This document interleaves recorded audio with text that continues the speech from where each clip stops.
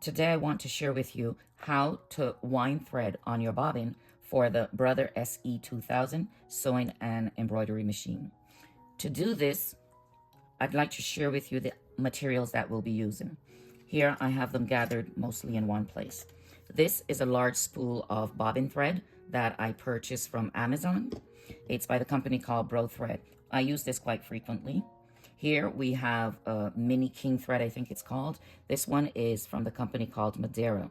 This was a free sample I received when I purchased my Racoma EM1010. This is the Brother Weight 60 thread. This is what's recommended for use with the bobbin on the Brother machine.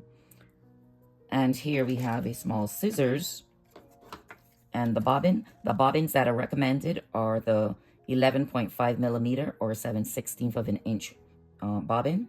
You can buy the Brother kind or you can buy the off-brand kind. Just make sure it's the right size. I do want to say that with the Brother bobbins, there's a letter B at the top, which helps you to determine which part of the bobbin is the top. And that's going to be very important because that will help you with the placement of the bobbin into the bobbin compartment over here. Okay, we'll talk more about this in a few minutes. The other materials I will be using will be these spool cap covers and this adjustable thread stand. Now, let's go ahead and take all these materials and put them back in here so that I can keep them neatly in one place. At this time, I do want to point out to you that if you'd like to use your book, you could find the information about winding the bobbin on page 21. So let's go ahead and open up the top cover. I'm going to open the top cover. I'll power on the machine by pressing the power button over here on the side. Just give it a few seconds and the LCD screen will light up with the word Brother followed by an image such as what you see here. I have to touch the screen, the LCD screen, to activate it. Okay, after I touch the screen, it says remove the embroidery frame, which is this whole unit here. I did an earlier video on my channel that shows you how to install the embroidery frame, so I'm not going to go into that. But here, they're asking that you remove the embroidery frame because this carriage will move. I'm not going to take it off.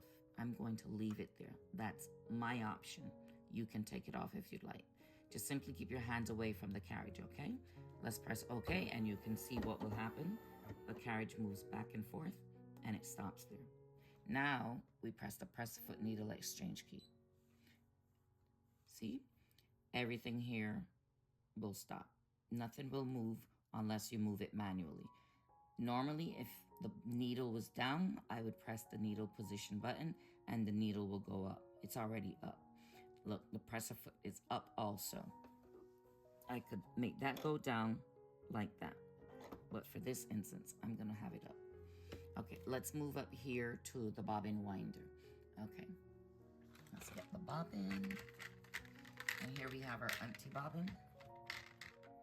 Now, once again, remember the B on the top of the bobbin, you're doing it the right way. And this is the B. We're going to go ahead and place this on the bobbin shaft right here. When I put it on here, this little spring is going to make a little click and you'll know that it's on securely. But there's a little notch right there for it. Did you hear that? Let's try that again. It's a very subtle sound. There you go. Now, we're going to move this over to the right. I'll do that again. You move it over to the right. It's not going to break, okay? The next thing we want to do is we want to take the thread. Let's say you're using the spool pin. You can place your thread on here using one of these. You know what? The king cap is missing. The king cap is the cap that would go in here to keep this on here. When you put your thread on the spool pin, you need to make sure that the thread comes off on the bottom. Okay? Just like this, off on the bottom. Let me take a minute and roll this back on. You want to make sure that your thread comes off from the bottom. That's too short. Make it a bit longer so we can manage it. Like this. The purpose for using these is to stop the thread from coming off easily. And you can use a king cap with this. Generally speaking, I don't even use this when I am threading my machine or when I'm putting thread on the bobbin. I usually use this adjustable stand, which I got from Amazon. I really like it. Here's why. I'm going to take this thread, place it here, and that sponge helps to give it some friction. It stops it from moving wildly. Thread it through there, and then I would run this over here just as I would, and then I would thread my machine or thread my bobbin just as I would if I was using the spool pin. Now, this is not bobbin thread. This is regular thread, but I'm using this orange one because, to me, I think you'll be able to see the path better when I use the orange thread against the white of the machine. So for now, I'm going to take this off because I'm not using this. And remember, there's a king cap. I don't see it here. Oh, here it is. 1 second. There it is. You would put this on here, and this would go through here. Like that. And it controls how it comes off. Or you can use these depending on what size thread you're using. I'm going to take this off because, as I said, I don't use it from this. And I'm going to reel this white thread. This is bobbin thread, but for this tutorial, I'm using the orange thread so you can easily see what it is I am doing. Okay, so let's spool this back on here. This is polyester thread, incidentally. Next up, I will begin threading the machine, the numbers 1 and 2 with the dotted lines so that I can begin the process of winding the thread onto the bobbin. At this particular point, it's a little difficult to see what I'm doing, so I went ahead and placed an enlarged image here for you. Again, the numbers 1 and 2 with the dotted line lead towards the bobbin winder. The diagram here, we're going to wind it around the bobbin 5 to 6 times. Here we go. 1, 2, 3, 4, 5, 6. And then you bring it to the cutter right here and pull it through and cut it off, the extra. Okay? Now we are ready to begin winding our bobbin. Okay. The one thing I overlooked, when you're finished setting up the bobbin, you actually have to release the press a foot needle exchange key, and then you'll be able to press the start stop button. So here goes. So now you see it's winding.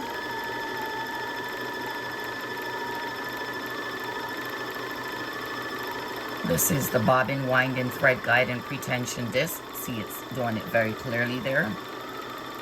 Very nicely. It's a smooth finish, and that's what you want. If you take a look over here, you'll see that it's winding off the adjustable stand without any problems. I'm trying to do this so you can see the orange thread against my hand. I don't know if you can. It's continuing to wind. And I'm not going to use this bobbin with this thread in the bobbin compartment at all, because this is not bobbin thread, and that would damage my machine. I can only use a 60 weight. I'm just doing this for the purposes of this demonstration. Notice it has stopped. So now that it's stopped, you can press the stop button. Your LCD screen shows this interface right here, or this image rather, and you can go ahead and move your bobbin over to the left. use a scissors and snip it there, take it off, and it's ready to go. Very nicely done. Okay, you can take this off and thread your machine if you so choose to do so at this time. Or if you wanted to fill a few more bobbins, you could just go ahead and pull the thread, put another bobbin on. This one has thread on it, but you would put another bobbin on, just like I showed you at the beginning. Wind this on the bobbin 5 to 6 times counterclockwise, and you would start doing all your bobbins until they're done. For now, that's it.